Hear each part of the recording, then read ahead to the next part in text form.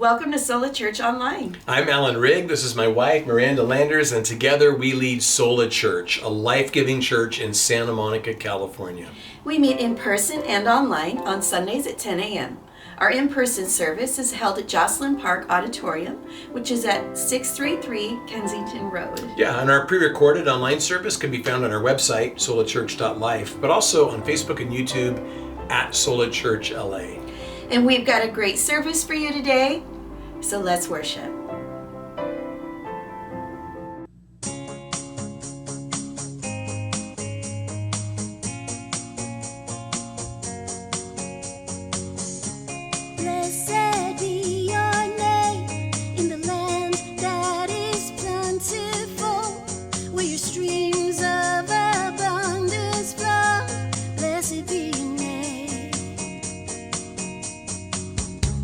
Blessed be your name when I'm found in the desert place. Though I walk through the wilderness, blessed be your name.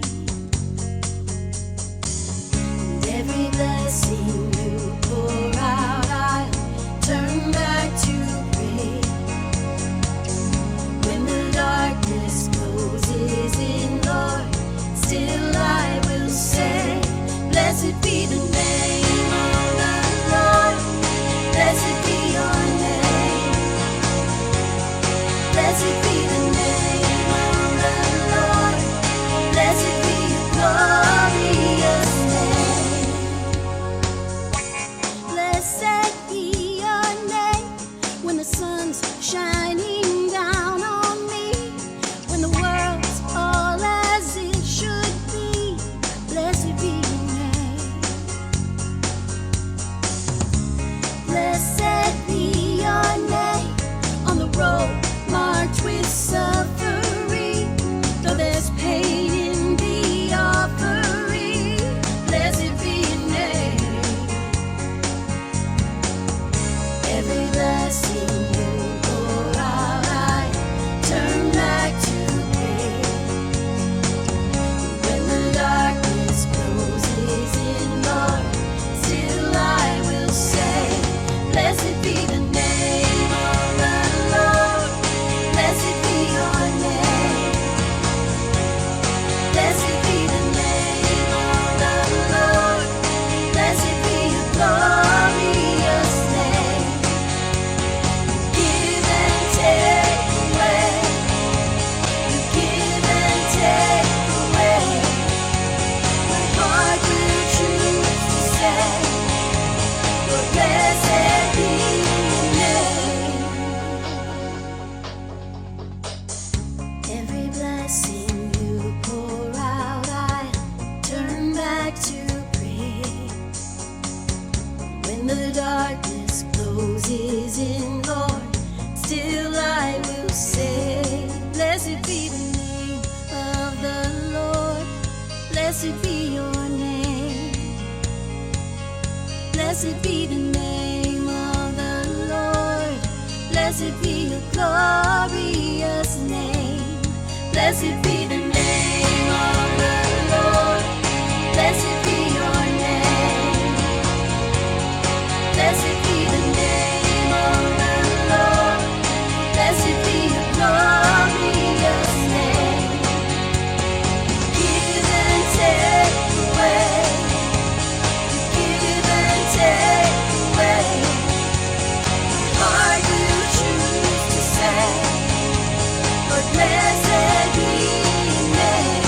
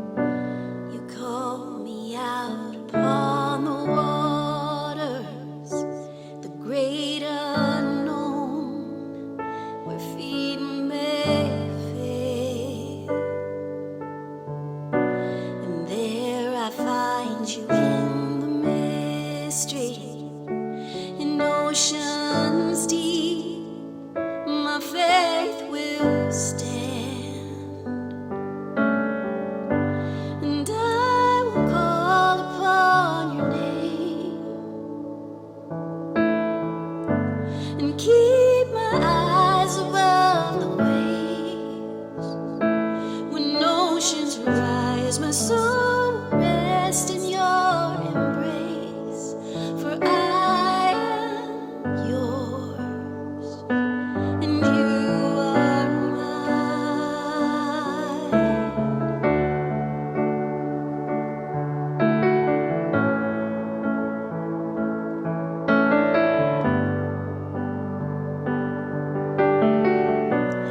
Grace abounds in deepest waters. Your sovereign hand will be my guide. Where feet may fail and fear surrounds me, you never fail, and you won't start now. So I will call upon your name and keep my eyes above the waves. When oceans rise, my soul will rest in your embrace, for I am yours, and you are mine.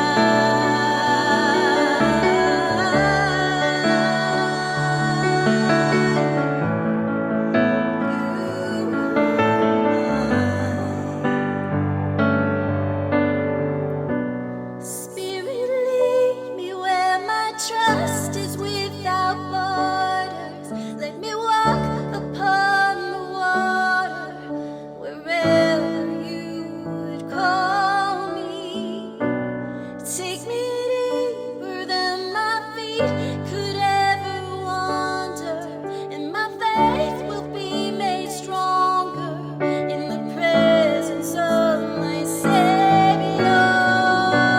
Spirit, lead me where my trust is without borders. Let me walk upon the waters wherever you would call me. Take me deeper than my feet could ever wander, and my faith will be made stronger in the presence of my Savior. And I will call upon your name and keep my eyes above the waves. When oceans rise, my soul will rest in your embrace, for I am yours, and you are mine.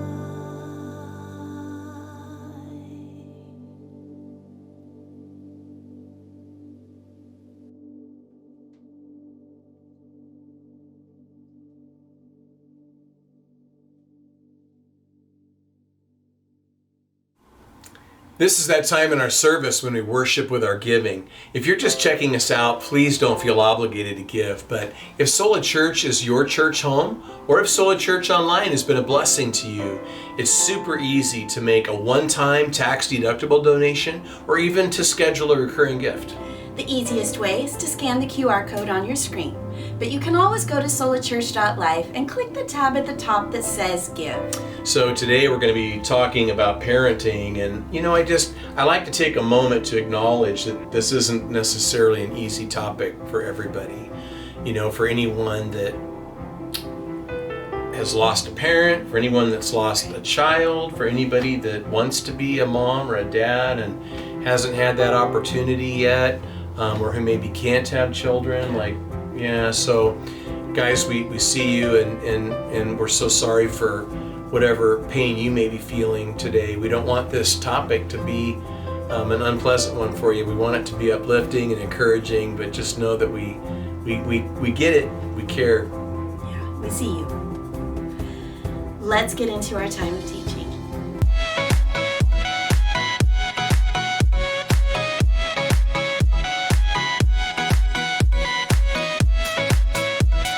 So how many of you guys are parents? And how many of you are would-be parents, like you hope to maybe be a parent one day? And how many of you have parents? We've got something for everybody today. I'm making sure everybody feels included. I was reading some internet humor by columnist Judy Edwards. How you know you're a parent. She says, you know you've just had a baby when you have a tremendous compulsion to tell everyone about your labor, blow by blow. Oh no, nobody wants to hear that. You know you've just had a baby when sleep is an experience you had once. Or did you read about it in a book? You know you've just had a baby when spit up in its various forms has become the linchpin of your life. The morning sickness was presumably a breaking in for the things your baby produces. You know you've just had a baby when you've never expected to live in a household where babies went boo-boo on the carpet. Now your only concern is that it's on your carpet and not anyone else's. You know you've just had a baby when you start singing nursery rhymes when you're alone in the shower. Congratulations. That's when you know that you're a parent. Let's open the Bible to Ephesians chapter 6. We're near the end now of this message series, Blessed. Everyone wants to be blessed. Hashtag blessed, right? In all of our social media posts. But in this ancient letter called Ephesians, we learn that we already are. At the very beginning, Paul wrote, "Blessed be the God and Father of our Lord Jesus Christ, who has blessed us with every spiritual blessing in the heavenly places in Christ." And so we're going to call this one Parenting on Purpose. Now, I've got two daughters. My eldest, Lauren, is 31. My youngest, Odessa, is 16. And as I look back, I have to say, it went so fast with Lauren. And it's going so fast with Des. If you're like me, if you're a parent and you're looking back on that time, you're probably saying, where has the time gone, right? And I just have come to understand that to be a good parent, a person has to be deliberate, has to be intentional, has to do things on purpose. Thus the title, Parenting on Purpose. We want to talk about a couple of things. We want to talk about God's goal for our kids and our role for our kids. So first, God's goal. Let's begin reading Ephesians 6, beginning in verse 1. It says, "Children, obey your parents in the Lord, for this is right. Honor your father and mother, which is the first commandment with promise, that it may be well with you and you may live long on the earth." Now, there's a couple key words I want to draw your attention to. If you want to, you could underline them or circle them in the text. It's the word obey in verse 1, and then the word honor in verse 2. So we're going to talk about these things, and we're going to talk about them from a child's point of view, but also from a parent's point of view. So that Greek word obey, it's a compound word. It has a verb that means to hear with a prefix that means under. So like literally it means to hear under or to listen under. The idea is that God has placed children under their parents' authority, and they are to listen to their parents. In a word, they are to obey. And so again, verses 2 and 3, honor your father and mother, which is the first commandment with promise, that it may be well with you and you may live long on the earth. The Greek word translated honor, well, we want to talk a little bit about that as we talk about this commandment, and that's what it is. This made God's top 10 list. It's actually the fifth commandment of the 10 commandments. You can read it in Exodus 12, verse 20. But the idea behind the Greek word that Paul uses here as he quotes the Hebrew verse is to attach high value, worth, importance. In the past, I've illustrated it this way. I used to, in my collection, have a couple of electric guitars that I don't have now. One of them was a BC Rich second. So I bought it from someone who worked for BC Rich. He had a handful of seconds, something with a flaw. In the case of my guitar, it had like a thumbprint in the finish, in the paint, between a couple of the pickups. And so I had that BC Rich second. And that guitar was one that, man, I was just rough with it. Like I played it live. most of the time because I didn't care about it. I wasn't worried about it. I'd smack it, I was crazy with it, like all over the stage. It just didn't matter. But then I had another guitar in my collection at that time, and it was a W. Charvel custom guitar. Wayne Charvel made this guitar for me in his shop. It was made to my specifications. The body was made from bird's eye maple.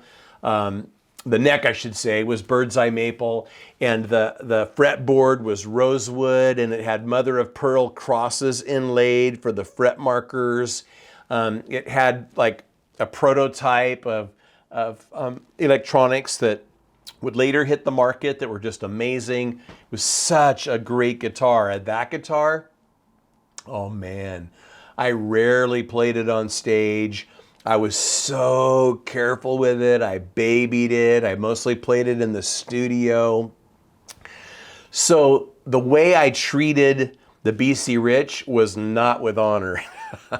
The way I treated the W. Charvel, that was with honor. And this gives us an idea of how we should treat people. And in this case, of how we should treat our parents. We should honor our parents the way that I honored that custom guitar. We outgrow the command to obey our parents, but we never outgrow the command to honor them. And I think about, in my own family, I watched in my grandfather's latter years how first my mom and then my aunt took him into their home and cared for him, fed him, clothed him, just honored him with their actions and with their words every day. He was with them, one or the other, right up until the end of his life, living with my aunt when he did finally pass. And the way they honored him, they set the bar so high. They set the standard for me and for my cousins, for everyone in our family. Just a beautiful, beautiful thing. Well, if you've raised kids, you know that their favorite question is why. I joked about that recently. They ask why about everything. And it wouldn't be unreasonable at all to ask why about this. Why are children to obey and to honor? Well, first of all, because it's right. That's what it tells us in verse 1. And we'll double back to that in a minute. But if they were to ask a follow-up question like, well, what's in it for me? It tells us that. In verse 3, we have a quotation from Deuteronomy 5, verse 16. And the idea is that when we honor and obey our parents, there are two things that happen. One is a quality of life. That's the phrase, be well, in verse 3. And the other is a quantity of life. That is, live long. Also verse 3. So why, as a rule, would longevity be the result of obeying and honoring one's parents? It's more than just a blessing. It's not that it's just like a reward. It's just common sense. Think about all the things that your parents taught you growing up. Things like look both ways before crossing the street. As a result of looking both ways before you cross the street, you have arguably lived longer. And that's just one of many examples that we could give. Our daughter is, our youngest daughter, Odessa, is a sophomore in high school. And she was telling us this week about the senior scavenger hunt. So she's not a part of this, she's not a senior, but the seniors at her high school have put together their own scavenger hunt that I believe is happening this weekend. And some of the things that they're supposed to do on the scavenger hunt aren't even safe.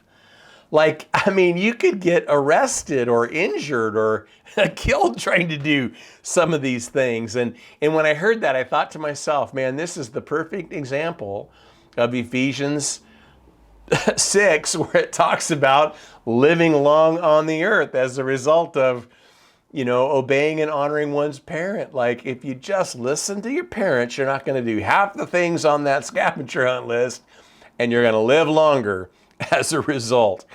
Well, in the Old Testament, to disobey or to dishonor one's parent was a capital offense.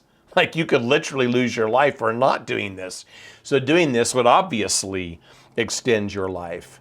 But if you want to live large and you want to live long, obey and honor your parents. Now let's double back to the idea that it's just right, as it tells us in verse 1. I mean, think about all the goofy things that parents say. Do you ever say something and then like right away you think to yourself, oh my goodness, I sound like my dad? Or you say something and you think to yourself, my mom used to say that. And some of those things you probably told yourself that you would never say. And yet here we are. Well, think of all the things. I mean, parents say the funniest things, right? Like, don't sit too close, you'll hurt your eyes. If your friends all jumped off a bridge, would you jump too? Or how about anything that starts with, when I was your age? Like when you're a kid and your parent starts off with that, you know nothing good follows. When I was your age. Or how about, were you raised in a barn? Well, I don't know, was I? You raised me. Money doesn't grow on trees. Have you ever said that? I'll bet you've said that to your kids. Money doesn't grow on trees. Did you ever hear this? Don't put that in your mouth. You don't know where it's been. Or how about the other side of the coin? Just blow on it. What about under hushed tones? Did you go? Don't ever ask that out loud. Or how about this? Did you ever hear these words? This is your last warning, usually followed by multiple more warnings. Or how about, we'll see, man, as a parent, oh my gosh, if I had $1 for every time I've said, we'll see to one of my daughters. Oh my word, I mean, and I think every kid eventually realizes that we'll see almost always means no. And then there's because I said so. And that's basically what God would say to us. Like it's just right to obey and honor our parents. Apart from the benefits that are promised, it's just right. And God could say you should do it because I said so. Now, in the Greek, both verbs, obey and honor, are in the imperative mood, which means that they're commands and not suggestions. And as I said already, this is actually the 5th commandment. So, I just want to take a moment to say that it is a privilege to grow up in a faith-filled family. I'm so grateful for the fact that I was raised with faith and that I had so many family members who were people of faith. With that privilege comes responsibility. So I would say even to any young people that might ever see this message online that if you're growing up in a faith-filled family, that's something to be thankful for, and it's something that you want to make the most of.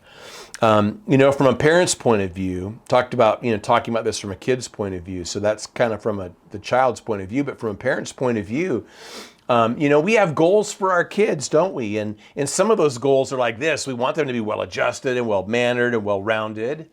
We want them to be well-groomed and well-dressed. We want them to be well thought of and well liked. Those aren't bad things, they're good things. Sometimes, though, I'm not sure that we want them for the best reasons. Sometimes I think parents are guilty of wanting those things just because of how it reflects on them, for example. But we want it for God's glory and for their good, the good of our children. Even when you talk about, wanting our kids to be well educated and well paid and well off, well, that's not wrong. But if that's like all that we aspire to, we're aiming way too low. Like, fine, aspire to those things, but it's got to be so much more than that. The idea is to raise kids who obey and honor God. And ultimately, that's what we're trying to teach them to do. As they learn to obey and honor us, that they would then learn to obey and honor God. So parenting on purpose. We talked a little bit about God's goal for our kids, but let's talk now about our role for our kids. Check it out, verse 4. And you fathers do not provoke your children to wrath, but bring them up in the training and admonition of the Lord. Now notice Paul addresses himself to fathers. Why fathers? And what about mothers? Well, I should point out first off that the Greek noun translated fathers can refer to both parents. And I think that everything here applies to fathers as well as to mothers, and not just to parents who are married, but even to single parents. I mean, hat tip to single parents. It is not easy to be a single parent. It's not easy to be a single mom. It's not easy to be a single dad. My wife, Miranda, was for a season a single mother to our daughter, Odessa. And my eldest daughter, Lauren, is a single mother to our granddaughter, Ever. we need to keep that in mind, even as the local church. I think that often the local church tends to focus on nuclear families in a way that makes any other kind of family or even single people feel sort of marginalized. And so to all of those people, we say that we see you. But especially as I'm speaking to parents, I do want to say to single moms and to single dads, I see you, I feel you, I get you. We love you. We're so glad that you're watching this online service and hope that these things are an encouragement to you in particular. But I want to take you back to something that we've learned over the last couple of weeks, because everything that we're studying today, it's in the stream of what we've been studying. All the way back in chapter 5, Paul talked about what it looks like to be filled with God's Spirit, which is to say, to be controlled by God. And he said that people who are filled like that are going to be joyful, and they're going to be thankful, and they're going to be mutually submissive, which means agreeable. It means deferential. It means easygoing. And so he goes on then to talk about what that mutual submission looks like in a variety of relationships. He speaks about the husband-wife relationship. He speaks about the parent-child relationship. He goes on, we'll look at it next week, to speak about the relationship between masters and slaves. Obviously, we'll look at that in terms of the workplace and so forth. But what we learned is that this is part of what would be known as a household code. So in the ancient Greco-Roman world, there were lots of these household codes, and they always spoke to people in those relationships. What was unique as compared to Paul, though, so this Paul is really unique compared to them, but so when we talk about these ancient household codes that talk about these relationships, they always recognized that in each of those relationships you had a person with power and privilege and a person without. And they always spoke to the person without. So these household codes told wives what to do, but not their husbands, who in the ancient world had all the power and all the privilege. They told children what to do and didn't speak to parents, who had all the power and all the privilege. They told slaves what to do, but didn't speak to their masters, who had all the power and all the privilege. What makes Paul so unique then is not that he would have a household code. There's nothing unique about that. Not that he would address, wives or children or slaves. Nothing unique about that. There isn't even that much about what he says to them that's unique. In many ways, it more or less just holds up the cultural norm of the day. But what was absolutely revolutionary is that Paul spoke to the husbands, and Paul spoke to the parents, and Paul spoke to the masters. That was unheard of. And so if you were in church the day this letter was read, certainly after addressing the wives, when Paul addressed husbands, everyone would have been stunned. And so too, when after addressing children, he addresses their parents, people would have been stunned. He would have had their attention. But so that's part of maybe why it says fathers in particular, is because they were the ones with power and privilege in the ancient world. But another point that I could make too is that sometimes dads just need to be reminded more than the moms do. It's, over 25 years now since this article was published, but Newsweek did an article called The Myth of Quality Time. And they wanted to find out how much time middle-class fathers spent playing with and interacting with their young children. So they asked men to estimate how much time they spent with their one-year-olds. They guessed 15 to 20 minutes. Now, that alone makes me so sad. Like really? 15 to 20 minutes in an entire day? That was all the time you spent with your one-year-old? That's just shocking to me.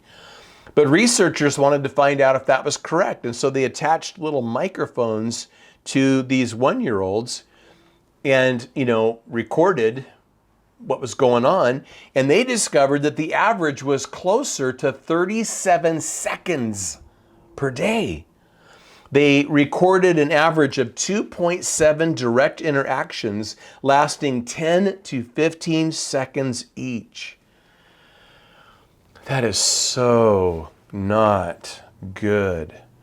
And so that again maybe is a reason why this focus on dads.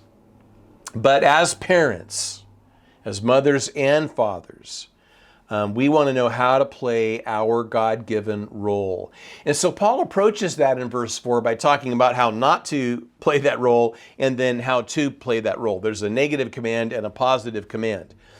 And so, again, with the household codes in mind, it's interesting that, since he is singling out the person with the power and the privilege, it's interesting that what Paul has to say to them is not about the exercise of parental authority, but about the restraint. The restraint of parental authority. Again, in the Greco-Roman world, fathers had the power of life and death. Like, they could legally kill their newborn child. They could legally allow the exposure of their children so that they would die of the elements.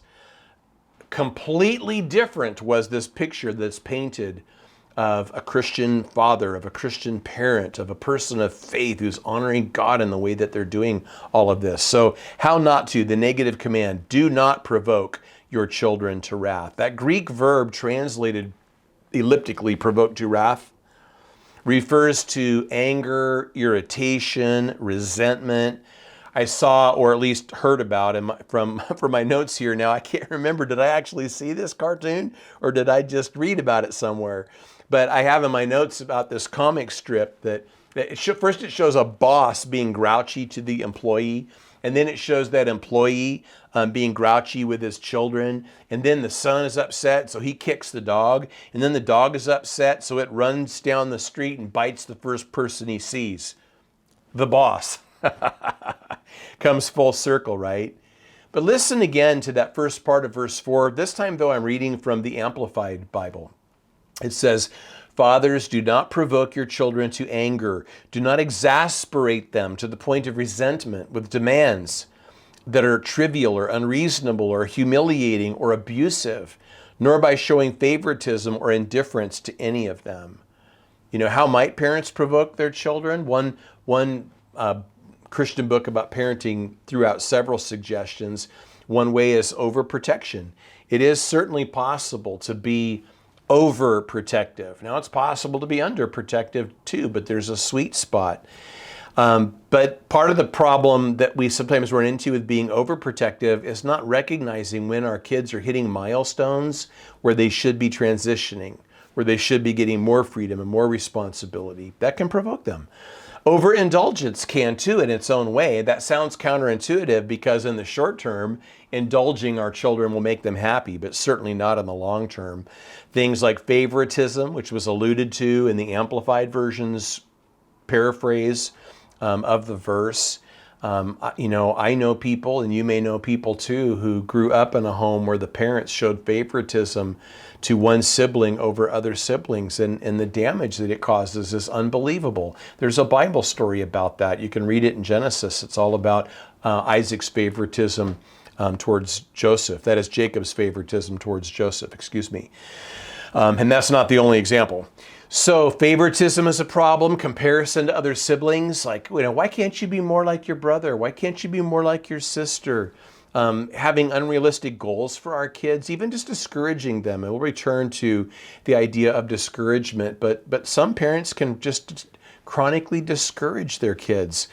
Certainly by neglecting them, need I say, by abusing them, by speaking to them in a way that's condescending. Certainly we can provoke them by withdrawing love, withholding love from them.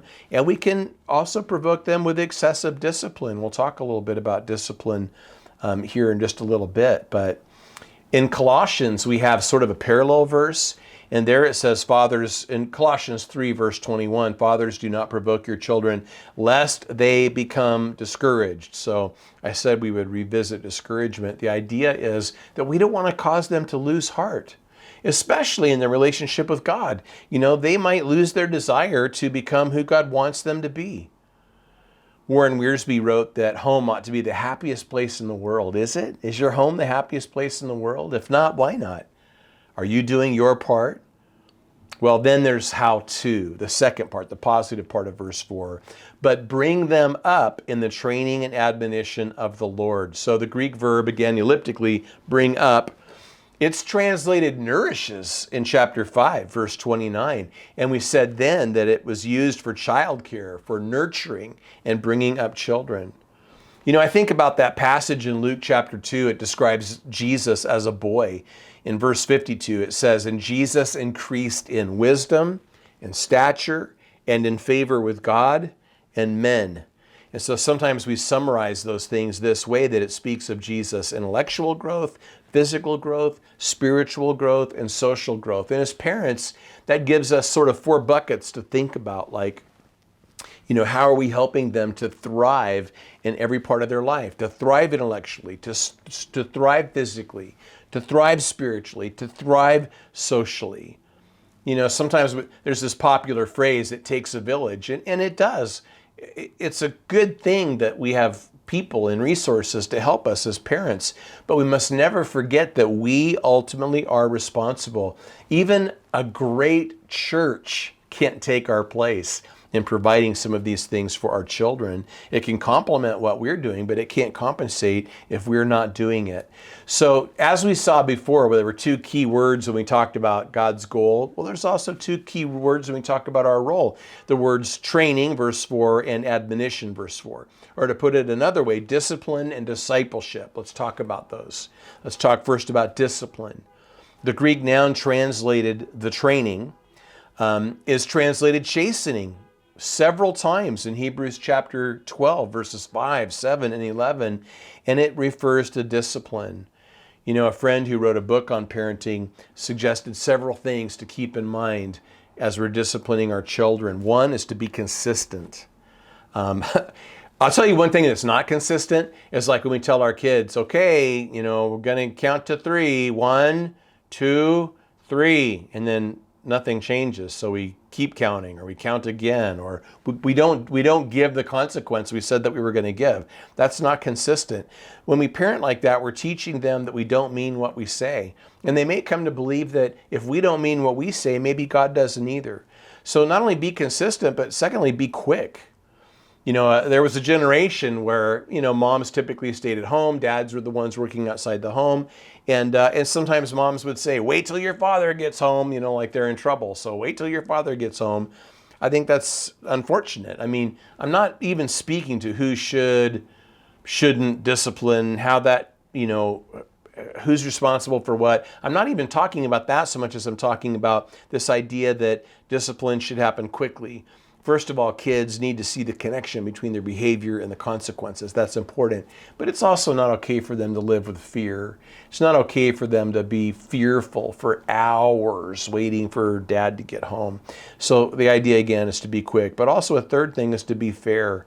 You know, to let the punishment fit the crime. Sometimes you see parents and you just think, man, I mean, either that's not enough or that's way too much. No. Punishing out of anger is always wrong. Disciplining out of love is always right. So it needs to be discipline and not punishment. There are different Greek words for punishment. The word here that we're talking about does not mean punishment. There are 2 other Greek words that do mean that, and they're not the words that Paul used. So the idea is that it should not be punitive, but it should be restorative. But then we could go from talking about discipline to discipleship. And so that's verbal. And I think that with our kids, we want to be sure that it's not indoctrination, but more like stimulation. I have in my life, I think I've come to the conclusion, not just in terms of parents, but even in terms of, you know, leading a church and being a faith leader, that indoctrination is never effective. But to stimulate a child to want to learn more is a fantastic thing. The Rainey's, Dennis and Barbara Rainey, in their book, Parenting Today's Adolescent, they suggested several priorities for parents. I'm just going to throw a few of them out, make a couple comments quickly. One is prayer. So we want to pray for our kids. We want to pray for them on a regular basis. I pray for my kids and for my granddaughter every single day, and I encourage you to do the same thing. We certainly can pray that they too would find faith. We can pray for the obvious things like their safety, for their health, for their well-being. We can pray for things related to their spiritual growth, for their life choices that they're going to make. There's so much that we can pray for. Another category that they throw out is that of standards. We do want to teach our kids our standards, and we hope that our standards will stick with them later in life and not the standards of other people. But I also want to make the point that I think there's, again, a balance. Some people over-shelter, and maybe there is also the danger of under-sheltering, but some people over-shelter. So, gosh, I have so many thoughts about this, and I may be getting ahead of myself, but I think there's a real need for balance here, to not over-shelter. We could think about this like culturally, like what we let our kids read, what we let them listen to, what we let them watch. I think as a parent, obviously, there are some things that we don't want our kids exposed to. But I think if we go to the other extreme, we create almost a fascination with all the stuff that has been withheld from them. And I think, too, that we miss an opportunity. What I have found to be especially effective is to listen to things, watch things, read things together, and then have meaningful conversations about them. And even in light of faith, like as a person of faith, what do we think about this? Why do we feel the way we do about it? How would we respond, or what would we do? Or, those conversations are huge. They're so formational. And I've seen people go so far in this whole sheltering thing. For example, when I pastored in Austin, the church grew rather large. We grew to about 1,400 people. And we had a large youth ministry. And so we were attracting all kinds of different people. And some of those were people that, had gone to church their whole life, and others were new to faith or even just exploring faith. And, I can remember parents that didn't want their kids to go to the youth group because there were other kids going to the youth group that they didn't want their kids to be around. Talk about losing the plot, forgetting what this is even all about, what we're even here for. We're supposed to be reaching people and helping people.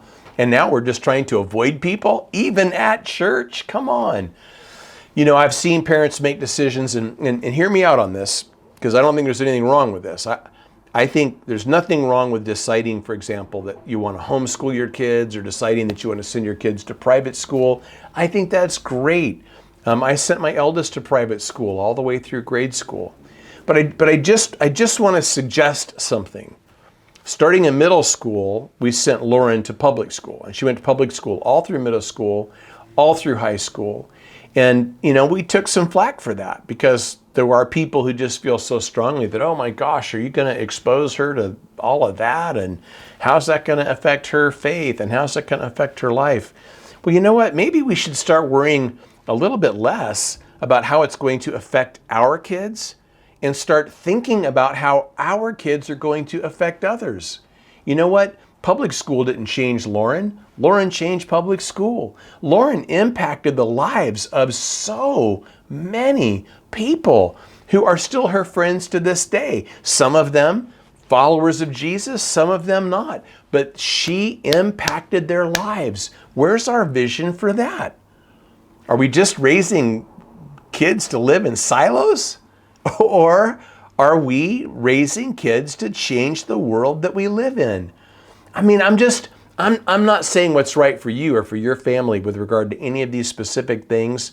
The only thing I'm asking everyone to do is to just be open-minded, at least, to the possibility that rather than sheltering in place, God may want to use us and our families and our kids to make a difference, to be salt and light. Let's give them a chance to do it. Let's raise world changers. How about that? So another category is involvement. We want to be engaged with our kids, not disengaged. And certainly that does refer to activities, but not just activities, to intimacy. Like spending time with them, having conversations with them, actually getting to know them. It mentions training. I think that we need to have our own devotional life. Last week we talked about how you can't give it if you don't got it. You gotta have it yourself to share it with somebody else. So we want to maintain our own devotional life, but then we want to also develop a devotional life with them. Especially when our kids are little. When Lauren was, preschool, and even before she was reading and stuff, we had a children's Bible, and I would read it to her every night. I mean, we rarely missed a night. Certainly we missed some, but most of the time we read it at night before bed. And we read through that whole Bible cover to cover multiple times. I don't even know how many times. And I think that was a really special thing. It was certainly training her, but it was also bonding. So, like we talked about last week, and especially as they're getting older, it's not so much about necessarily having like a formal devotion time, but it's about talking about God all the time. Remember last week I read Deuteronomy 6 verse 7 from the Message. It says, get them, that is God's commands, get them inside of you, and then get them inside your children. Talk about them wherever you are, sitting at home or walking in the street. Talk about them from the time you get up in the morning to when you fall into bed at night. So, in our house, we like to have lots and lots and lots of spiritual conversations. I mean, any conversations that we have about current events, about culture, about what's going on, it always comes around to faith in some sense, if not explicitly, certainly implicitly, where we're talking about how we see things and what we think about things and how God would have us respond to things and all of that. So community, you could think about, surrounding yourself with those family members and friends that support you in all of these ways.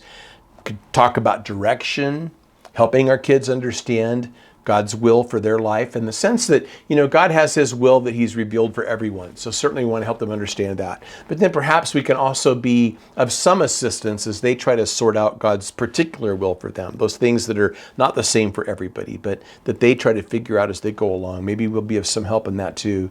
And then it's all about perseverance. Man, this is a lifelong thing that we're talking about. And as I think about parenting, I think about the seasons of life. I mean, a lot of what we're talking about would be most helpful perhaps to people with young children, but I've also talked about that point where we're dealing with aging parents.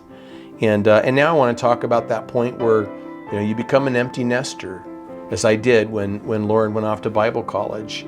And now of course I'm blessed again with this family, but my point is that I can relate to those of you that maybe are going through that now, or about to go through that, or who have gone through that. Our role as parents, it doesn't end when they turn 18. It doesn't end when they graduate from high school. It doesn't end when they move out. It doesn't end when they get married. It doesn't end when they have kids of their own. My goal is to be daddy when my girls are in their 20s, when they're in their 30s, when they're in their 40s, when they're in their 50s. I mean, however long I'm here. I better not get too carried away. I'm not going to live forever here on this earth. But for as long as I'm here, as long as I'm drawing breath, as long as my heart is beating, I want to be daddy. It's kind of interesting because, here I am now, teenager at home, but also, a young adult that's off on her own. And the last time I taught on this passage was 21 years ago. And going back and listening to it, so my oldest daughter was then 10 going on 11. The 31-year-old was 10 going on 11 last time I talked about this passage. And at this point in the message, I talked about how I was always going to be her daddy, how I was always wanting to be engaged in this role of father. And it's so cool to be, just over 2 decades later, and I very much am. Like texting with her all the time and talking and FaceTiming whenever we can, and to know that, I hear from her frequently, just sharing with me what's going on in her life, or with questions, or wanting to know what I think about this or that. I love it, and I'm reaching out to her all the time, and that's the bottom line. Even think about this. As parents whose kids are getting older, becoming adults, and getting on with their own lives, we don't want to be those parents who are like, well, how come I haven't heard from you? How come? No, you know what? They need to hear from us. I'm dad. We're the parents. Let's keep being the parents. It wasn't about us, or shouldn't have been about us when we were raising them. Why would it be about us now? Let them worry about what it looks like to honor us going forward. What we need to be worried about is, how can I be dad? How can I be mom to my 20-year-old, my 30-year-old, my 40-year-old, and beyond? Don't stop parenting. Don't stop. God help us to parent on purpose. God, He's got goals for our kids. We have roles for our kids. We want to be deliberate. We want to be intentional. We want to do stuff on purpose so that our kids, however young, however old, can thrive. Father, thank you. All of us who are parents give you thanks for blessing us with children. And Lord, we just pray that you would help us in whatever season of life we're in right now, relative to our own parents, relative to our own children. Lord, to just excel. Lord, we want to be great adult children to our aging parents. And we want to be great parents to our children, even to our adult children. Lord, I just pray that maybe in some way this message has been an encouragement to somebody. We could take the things that we heard today, we could just reflect on them, we could check ourselves, we could see where there's room to grow. Help us, Lord. Help us with this great task of parenting. Make us great parents for your glory and for the good of our kids. In Jesus' name, amen. And now it's time to fill out a Connect card. Yeah, this is your way of letting us know that you attended online. Also, where you can get information about our virtual small groups, just go to our website, solachurch.life, scroll to the bottom of the page. That's where the Connect card lives. And also, don't forget to follow Sola Church on social media. Totally. Instagram, TikTok, Twitter, Facebook, YouTube. It's at Sola Church LA on all your favorite platforms. And we hope you have a wonderful week, and we will see you next time at Sola Church Online. Bye, everybody.